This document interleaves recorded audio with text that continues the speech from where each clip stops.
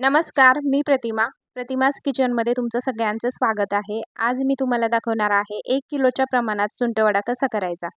तर सुंठवडा हा बाळंतिणीसाठी, लहान मुलांसाठी आणि आपल्यासारख्यांसाठी सुद्धा खरंच खूप खूप चांगला आहे शरीरासाठी. तर ह्याच्यामध्ये खूप साऱ्या प्रमाणामध्ये प्रोटीन आणि फायबर असतं. त्यामुळे थंडीच्या दिवसात तर हा सुंठवडा आवर्जून खाल्ला जातो.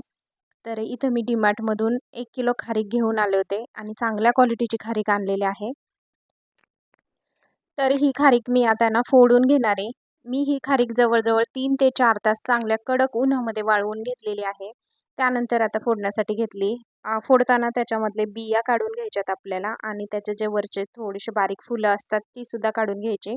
म्हणजे देठाला जी देठ असतो ना फुलांचा देठ तो सुद्धा काढून घ्यायचा आहे. तर हे सगळं व्यवस्थित मी क्लीन करते आणि क्लीन करताना त्याच्यामध्ये अळई असता कामा नये, भुरा लागलेला नसता कामा नये.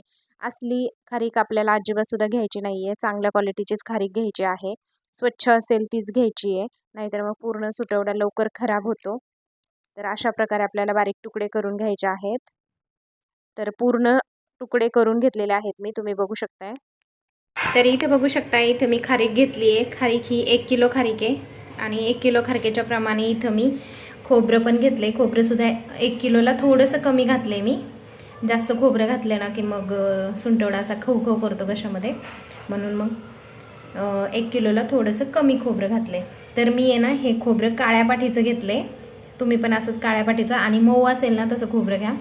तर इथं गूळ घेतल्यानंतर मिक्स करायला मी, आणि सुंठवड्यासाठी काय काय साहित्य लागतं हे दाखवते मी तुम्हाला. इथं काजू घेतले, इथं बदाम घेतले मी.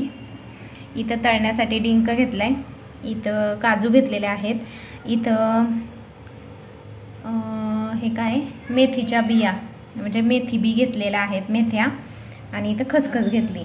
इकडे तूप पण घेतलेलं आहे. अजून तुपाची एक बरणीवरती आहे, ते लागणार आहे आपल्याला नंतर जेव्हा आपण सुंठवडा मिक्स करणार ना त्यावेळेस. तर असं मी सगळं साहित्य घेतले. आता हे सगळं साहित्य व्यवस्थित छान भाजून घेते. चला मी तुम्हाला दाखवते.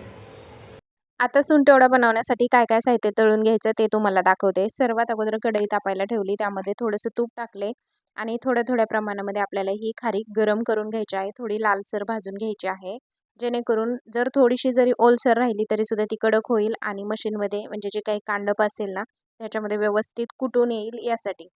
तर छान अशी खारीक मी सगळी भाजून घेतली. त्यानंतर खोबरंसुद्धा भाजून घेतले. खोबरेसुद्धा थोड्याशा तुपामध्ये मी भाजून घेतले. असं लालसर प्रमाणामध्ये आपल्याला खोबरं भाजून घ्यायचं आहे. त्यानंतर खसखससुद्धा भाजून घेते आहे मी. आणि सगळं जे काही सुंठवड्याचं प्रमाण आहे ना ते डिस्क्रिप्शन बॉक्समध्ये मी तुम्हाला प्रमाणासहित देईल. तुम्हाला जर घरी बनवायचं असेल ना अशा प्रमाणात नक्की बनवा. तर मेथीसुद्धा घेतलेली आहे. मेथी पण मी छानपैकी अशी भाजून घेतली आहे. त्यानंतर मग मेथीचं प्रमाण तुम्ही वाढवू शकता, तुम्हाला जसं आवडते तसं. तर मी जास्त मेथी घेतली होती कारण कमरेसाठी चांगली असते, हाडांसाठी पण चांगली असते. त्यामुळे मेथी खाल्लेली खरंच खूप चांगली आहे. तर काजू बदामसुद्धा इथं मी चांगलं भाजून घेतले. ते तुपामध्ये भाजून घेतलेलं आहे काजू बदाम. पुन्हा मी तुपाची क्वांटिटी वाढवलेली आहे कारण आपल्याला सगळा डिंक तळून घ्यायचा आहे. आपण डिंकाचे लाडूसुद्धा करू शकतो. सुंठवड्यामध्ये भरपूर प्रमाणामध्ये डिंक घालू शकतो. दातांसाठी आपल्या खरंच खूप खूप चांगला आहे आणि डिंक असाही खाण्यासाठी खरंच खूप आपल्या शरीरासाठी चांगला आहे. तर डिंक सगळा मी फुलासारखा तळून घेते आहे. डिंक अजिबात कुठेही कच्चा राहता कामा नये, नाहीतर त्याचे दगडासारखे खडे लागतात आपल्याला सुंठवड्यामध्ये किंवा लाडवामध्ये. त्यामुळे छान फुलेपर्यंत आपल्याला हे तळून घ्यायचं आहे. तर तुम्ही बघू शकताय अशा प्रकारे मी तळून घेतलेलं आहे. इथे आहे ना सगळं खारीक, खोबरं, डिंक आणि मेथी आणि खसखस हे सगळं एकत्र घेतले ह्या पिशवीमध्ये. आणि इकडं काजू बदाम वेगळं घेतले कारण काजू बदाम देतील की नाही कुठून माहीत नाही, नाही तर मग घरी आल्यावरती कुटावं लागेल. तर आता हे सगळं मी आता गिरणीमधून दळून घेऊन येते, आल्यानंतर दाखवते. सगळा सुंठवडा भाजून थंड करून नंतर तो कांडपमध्ये मी बारीक करून आणलेला आहे, बघू शकताय. ते बघू शकताय आत्ताच मी आहे ना सुंठवडा कुटून आणलाय. तर बघू शकताय थोडासा मोठ्या साईजमध्ये आहे. तर मिक्सरमध्ये मी ह्याला एक एक गिरकी काढून घेणार आहे, म्हणजे छान असा बारीक होईल. तर तुम्ही बघितलं का. तर मी 1 किलोचा सुंठवडा केला होता, तर तो मी तुम्हाला थोड्या वेळात सांगते सगळं व्यवस्थित झाल्यानंतर किती भरला तो. शकताय एकदम बारीक असा सुंठवडा मी मिक्सरमध्ये बारीक करून घेतला आहे.